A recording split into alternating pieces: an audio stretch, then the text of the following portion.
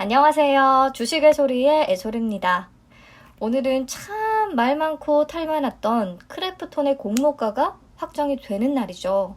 수요일치 결과가 발표될 텐데 어제부터 이미 경쟁률이 조금 저조했다. 국내 기관 투자자들이 소극적으로 참여했다. 등등등 기사들이 뜨더라고요.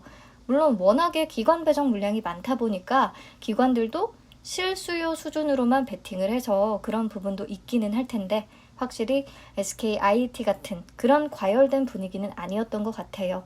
수요일치 결과 나오면 다시 얘기하도록 하고요. 이번 영상에서는 크래프톤의 기업 분석을 꼼꼼히 해보려고 합니다. 이전 영상들에서는 기업 분석은 제외했고 공모가 산정 방식에 대한 문제 제기에 제가 조금 초점을 맞추다 보니까 약간 무조건적인 비판 영상이 된 경향이 있기는 하거든요. 인정합니다. 그래서 오늘은 중립기업 딱 놓고 내용 빠짐없이 한번 살펴보려고요. 크래프톤이 탄생하게 된 히스토리부터 살펴보도록 하겠습니다. 조금 복잡해요. 2007년에 MMORPG 장르 중심의 개발회사인 블루홀 스튜디오를 설립했습니다. 블루홀 스튜디오의 대표 타이틀은 테라라는 게임이고요. 이후에 사명을 블루홀로 변경합니다. 그리고 2015년에 배틀로얄 전문 개발회사인 지노게임즈 지분 100%를 인수하면서 사명을 또다시 변경해요. 블루홀 지노게임즈로. 그리고 블루홀 지노게임즈가 2017년 3월에 배틀그라운드 PC 버전의 얼리 어세스를 처음으로 론칭합니다. 그러더니 2017년에 사명을 또 변경해요. 지금의 펍지로. 자, 그래서 블루홀이 이 펍지를 100% 지배하는 구조가 된 거죠. 그런데 사명을 또 변경합니다. 2018년에 블루홀이 크래프톤으로 변경됐어요. 여기서 이제 크래프톤이라는 이름이 탄생한 거죠.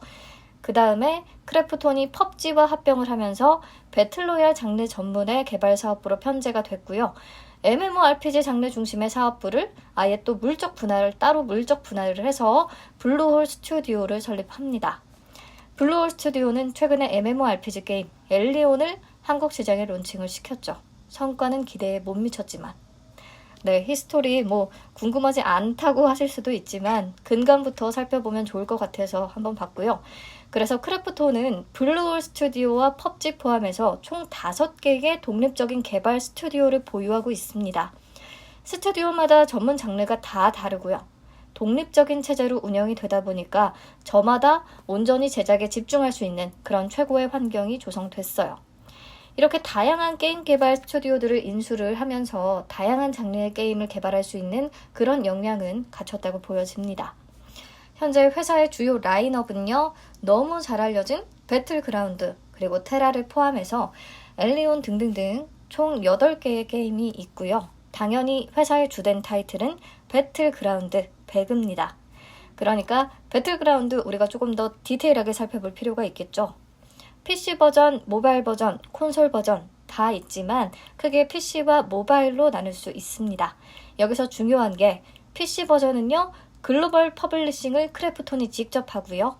한국은 카카오게임즈가 퍼블리싱을 맡고 있어요. 근데 모바일 버전은 한국과 일본만 크래프톤이 서비스하고요. 그 외 글로벌은 회사의 2대 주주인 텐센트가 퍼블리싱을 하고 있습니다. 인도도 원래 텐센트가 서비스를 했는데 올해 6월부터 크래프톤이 직접 나서게 된 이유가 있어요. 이 내용은 뒤에서 또 다시 살펴볼게요. 네, 게임 회사는 이렇게 개발과 퍼블리싱이 보통 나뉘어요. 카카오게임즈처럼 서비스 운영과 마케팅이 전문 회사에 퍼블리싱은 이렇게 따로 맡기곤 합니다. 네, 아무튼 그래서 성과를 보면 정말 대단하다는 말이 절로 나오는데요. PC 버전은 글로벌 역대 최다 판매 기록을 세웠어요. 지금까지 게임 중에 세계에서 가장 많이 팔렸다는 거죠. 그리고 모바일 버전은 150여 개 이상 국가에서 누적 다운로드 순위 1위를 기록했고요. 2020년 전 세계 총 매출 순위 1위입니다. 요즘에 올림픽을 제가 보면서 세계 1위가 이렇게 어렵고 대단한 거구나 새삼 느끼고 있는데 크래프톤 1위를 아주 밥 먹듯이 했네요. 정말 배틀그라운드가 타의 추종을 불허하는 엄청난 인기 게임이라는 거 저는 해본 적은 없지만 느낌적으로 확 알 수 있었습니다. 네, 최근 3개년 글로벌 이용량 상위 10개 모바일 게임을 봐도 2018년, 2019년에는 2위 했고요. 2020년에는 1위를 차지한 것을 확인할 수 있네요. 특히 또 인도와 중동 지역에서 독보적인 프리미엄 게임으로 자리매김했다는 부분, 저는 여기에 박수를 좀 쳐줘야 할 것 같아요. 인도라는 나라에 진출하는 게 쉽지 않은 일이기 때문에, 또 진출은 뭐 쉬워도 인기를 얻기에는 문화도 다르고 생각도 다르고 아무튼 정말 어려운 일이죠. 그런데 인도 시장에서는 2020년 게임 매출 순위 1위, 누적 다운로드 2.7억을 돌파했다고 하고요. 중동과 아프리카 16개국 중에서 15개 국가에서 매출 순위 1위를 보여주는 정말 기염을 토했습니다. 임원진들은 이런 부분에 대해서 회사가 똘끼 DNA가 있다고 얘기하더라고요. 그렇기 때문에 인도와 중동 지역 진출까지도 가능했다고 설명을 하네요. 자, 그래서 당연히 대부분의 매출은 배틀그라운드에서 잡히고 있고요. 2021년 1분기 기준 배틀그라운드 모바일의 매출 비중이 거의 82.18%에 달합니다. 하지만 여기에는 다른 게임의 모바일 버전들도 포함이 된 수치예요. 네, 보시면 2018년만 해도 PC 게임의 매출 비중이 82.44%에 달했는데요. 올해 1분기 기준으로는 PC가 14.34%, 모바일이 82.18%로 늘어났습니다. 모바일 시대로의 변화 흐름을 그대로 잘 보여주고 있네요. 그리고 특히 크래프톤은 해외 지역 매출 비중이 94.3%에 달해요. 국내 비중이 그리 높지 않습니다. 해외에서 더 인기를 끌고 있는 게임이다 라고 할 수 있겠죠? 해외에서는 또 특히 아시아 지역의 비중이 87%로 압도적으로 높습니다. 보면 2019년에서 2020년 사이에 아시아 매출 비중이 대폭 확대됐다는 것을 파악할 수 있는데요. 그 이유가 뭘까요? 네, 19년 5월에 텐센트가 중국에서 론칭한 배틀로얄 게임 화평정영 덕분입니다. 크래프톤이 이 화평정영에 대해서 기술 자문료를 받고 있다고 밝혔죠. 그러니까 화평정영이 인기를 끌면서 크래프톤의 매출도 당연히 급증하게 됐어요. 화평정영에 대한 얘기는 뒤에서 다시 또 다루도록 하겠습니다. 네, 실적을 조금 더 자세히 볼까요?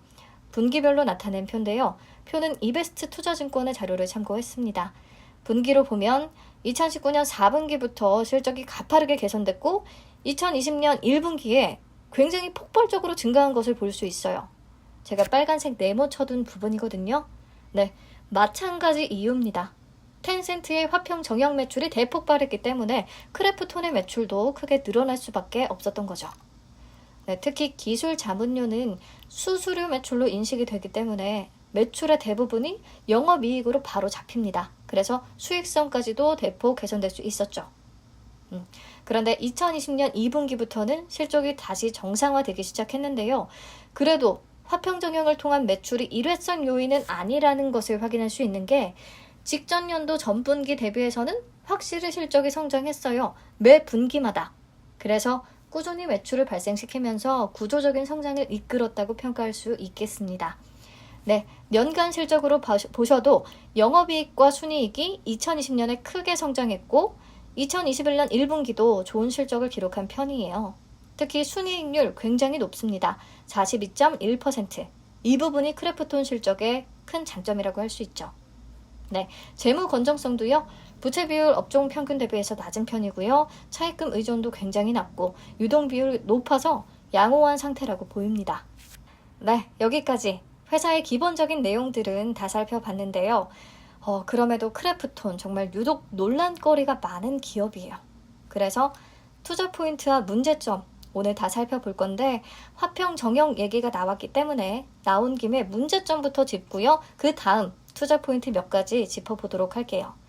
우선 첫 번째 논란, 화평 정형에 대한 내용을 지금까지 왜 숨겼냐? 이게 무슨 얘기냐면 화평 정형은 텐센트가 개발한 배틀로얄 게임이라고 했죠. 근데 배틀그라운드 모바일이 중국에서 서비스 중단된 직후에 출시가 된 게임이에요. 한한령 이후에 중국이 한국 게임에 대한 판호 발급을 잘 안 해주다 보니까 배틀그라운드 모바일도 중국에서 비껴갈 수 없었거든요. 아무튼 그때 기존 배틀그라운드 모바일의 이용자 데이터가 화평정형으로 다 승계됐고요, 대부분. 그리고 게임 내용도 굉장히 거의 비슷해서 크래프톤과 관련이 있는 게 아니냐라는 의혹이 계속 제기됐어요. 근데 그럴 때마다 크래프톤이 의혹을 전면 부인했습니다. 그런데 이번 IPO를 앞두고 기술 자문료를 받고 있다라고 갑자기 관계를 시인한 거죠. 왜 그랬을까요? 중국의 규제가 우려됐기 때문이겠죠. 사실상 화평 정영은 크래프톤이 우회 판호를 통해서 중국에 진출한 게임이나 마찬가지잖아요. 이렇게 꼼수로 판호 발급받은 게 들키면 서비스가 완전히 중단될 수 있으니까 텐센트의 눈치도 본 거고 크래프톤도 돈을 벌기 위해서 이 사실을 숨겼던 거죠. 이 부분이 좀 기업 신뢰도 하락에 영향 당연히 미칠 수밖에 없는 거고요. 이번 기회에 다 밝혀졌으니까 또 이 꼼수 판호 발급에 대해서 중국 내에서 갑자기 서비스 중지 처분을 내릴 수도 있는 거고 차이나 리스크가 완전히 크게 불거진 거나 마찬가지입니다. 네, 그리고 이어지는 내용인데요. 두 번째 논란, 중국 비중이 너무 높다는 거. 요게 문제로 제기되고 있어요. 증권 신고서를 보면 2020년 기준으로 A사 매출 비중이 68.1%에 달하고요. 올해 1분기 기준으로는 더 높아져서 71.8%를 기록하고 있어요. 이 A사가 어디냐? 내가 밝히지 않아도 다들 알죠. 텐센트라는 것을. 글로벌 시장 퍼블리싱을 텐센트가 맡고 있으니까 이 부분에 대해 크래프톤이 수수료 받는 게 있을 거고요. 또 화평 정영에 대한 로열티를 받는 것도 포함이 될 겁니다. 이렇게 매출처 편중이 심하니까 분명히 위험 요소가 되는 것은 맞죠. 하지만 2대 주주인 텐센트와 갑자기 관계가 틀어지지 않는 한 단기적으로 문제는 안 될 거고요. 또 이 표에 대해서 중국 고객 비중이 너무 높은 거 아니냐, 텐센트 비중이 높은 것이면 그렇게 생각하는 분들도 있는데 텐센트가 여러 글로벌 퍼블리싱을 맡고 있기 때문에 이용자 기준으로 보시면 중국 고객 비중이 또 그리 높지는 않아요. 훨씬 글로벌리합니다. 이렇게 팩트 체크하시면 되겠고요. 세 번째, 배틀그라운드 의존도가 너무 높다는 거죠. 이게 가장 기본적이면서 가장 또 큰 문제가 되는데요. 1분기 기준 배그 관련 영업수익 비중이 무려 96.7%입니다. 배그 혼자 다 해먹고 있는 거죠. 회사 측은 이에 대해서 콘텐츠 업데이트, IP 세계관 확장, 신규 게임 출시 등등 다양한 노력을 하고 있다고 밝혔는데 이 의존도를 낮추는 일은 사실 시간이 꽤 걸릴 수밖에 없을 것 같습니다. 당장에 해결되기는 어려운 문제죠. 단기적으로는 배틀그라운드가 계속 잘 팔릴 수 있도록 콘텐츠 업데이트와 마케팅에 좀 신경을 써야 될 것 같습니다.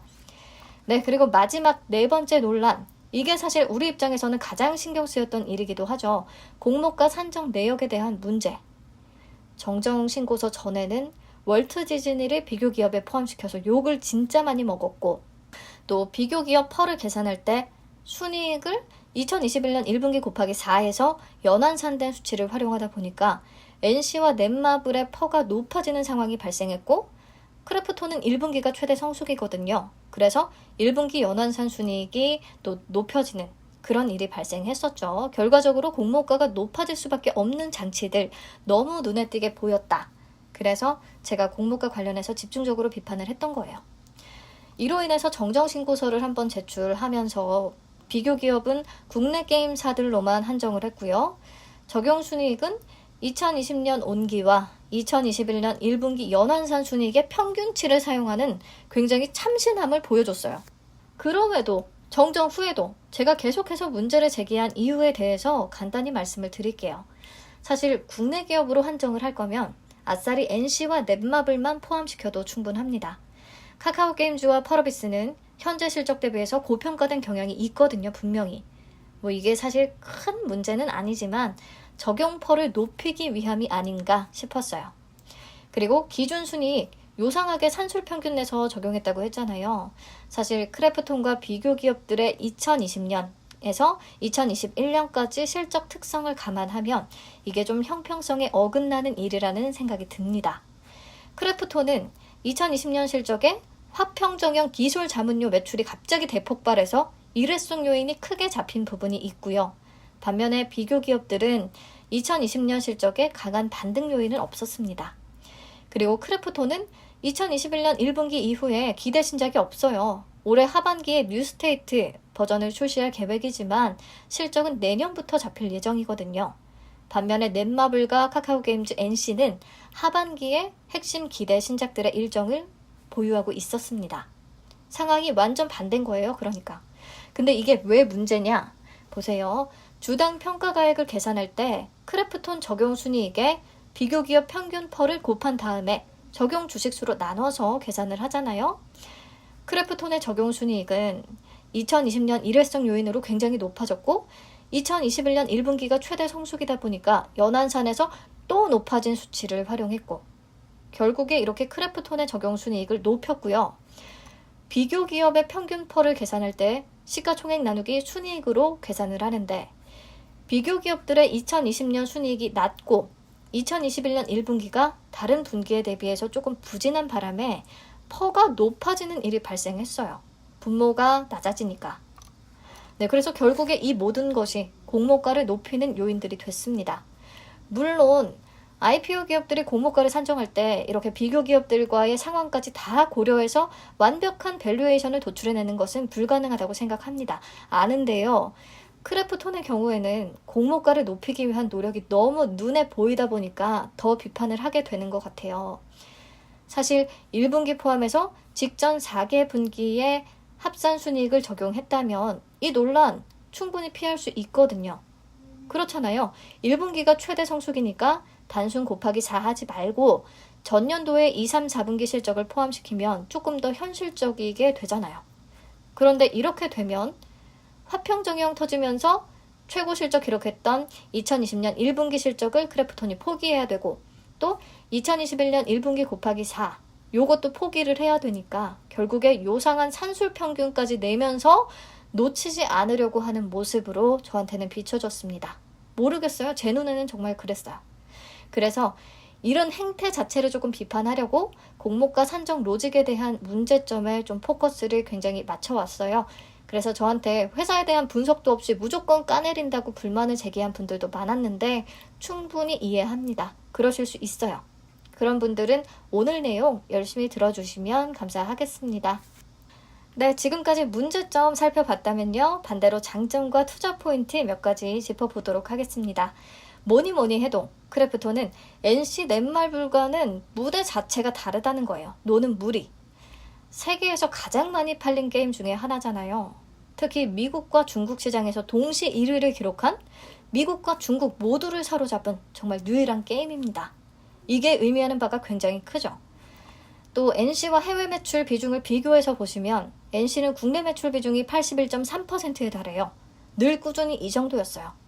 최근에 신작들을 북미 시장에 내놓고 있기는 하지만 시간이 더 필요할 것으로 보입니다. 그러니까 크래프톤은 국내 게임 업체들과는 비교가 안 되게 큰 시장에서 노는 회사라는 거, 요거 부인할 수 없는 사실입니다. 크래프톤에 투자를 하면 세계 게임 시장에 투자하는 것과 마찬가지죠. 그리고 두 번째 투자 포인트, 핵심 기대 신작들이 있는데요. 크게 두 가지를 꼽아볼 수 있어요. 이르면 올해 9월에 론칭 예정인 배틀그라운드 뉴스테이트, 그리고 2022년 예정인 더 칼리스토 프로토콜. 뉴스테이트는 배그 PC 버전을 모바일 버전으로 그대로 구현했다고 하고요. 그래서 모바일보다 모든 것이 업그레이드된 차원 높은 차세대 모바일 배틀로얄 게임입니다. 더 칼리스토 프로토콜은 서바이벌 호러물이고요. 특히 배그 뉴스테이트가 구글 플레이 스토어 사전 예약자 수가 이미 2천만 명을 돌파했다고 해요. 지난달 미국 알파 테스트 당시만 해도 1,700만 명이었거든요. 한 달 사이에 3천만 명이 더 늘어난 거죠. 어마어마한 속도입니다. 그래서 이미 흥행이 점쳐지고 있어요. 신작이 잘 돼야 중국 의존도를 낮출 수 있다는 측면에서 긍정적이라고 볼 수 있겠습니다. 네, 그리고 세 번째 투자 포인트, 성공적으로 인도 시장에 재출시 됐다는 건데요. 앞에서 얘기했었죠. 인도도 텐센트가 퍼블리싱을 원래 맡았었다고. 그런데 인도 정부가 보안상의 이유로 중국 앱을 차단하면서 배그 모바일의 인도 서비스도 같이 중단이 됐었어요. 그러자 크래프톤이 인도 지역에 한해서 직접 서비스를 하겠다라고 선언을 했고 올해 6월부터 다시 크래프톤이 직접 인도 시장에 진출을 했거든요. 근데 성과가 굉장히 좋습니다. 25일 기준으로 인도 구글 플레이 앱 순위에서 배그 모바일이 인기 1위, 매출 2위를 기록 중이라고 하네요. 서비스 중단 이전의 수치들을 이미 다 회복한 것으로 보여요. 중국 시장을 대체할 캐시카우를 확보했다는 측면에서 굉장히 긍정적으로 보입니다. 네, 그래서 이런 기대감이 반영된 2022년 실적 예상치를 바탕으로 기대 주가를 계산해 볼 건데요. 이번 영상에서 다루면 너무 길어질 것 같아서 수요 예측 결과와 함께 설명을 드려보도록 하겠습니다. 자, 이제 공모 관련 내용들 다시 한번 체크해 보시죠. 정정신고서 제출하면서 총 공모 주식수가 줄어들었고요. 공모 밴드는 40만 원에서 49만 8천 원으로 제시가 됐습니다. 총 공모 규모는 약 4조 3천억 원, 상단 기준의 예상시총은 24조 정도예요. 청약은 8월 2일부터 3일까지 진행되고 환불은 5일에 진행됩니다. 상장은 10일로 예정이 돼 있고요. 균등 배정은 50% 고정 방식일 거고요. 중복 청약 가능합니다. 미래에셋, NH, 삼성증권, 3개 증권사에 중복 청약할 수 있어요. 자, 규모가 대단하다는 것은 이전 영상에도 얘기를 했으니까 그냥 넘어갈게요. 그래서 공모가 하단 기준으로 시초가가 상한가 달성을 해도 이미 셀트리온 시총보다 높아서 10위에 오르게 된다는 거. 또 따상을 기록하면 현대차를 넘어서게 되고 공모가 상단 기준으로는 시초가 더블의 형성에도 현대차를 이미 넘어서게 된다는 거 얘기를 했었죠.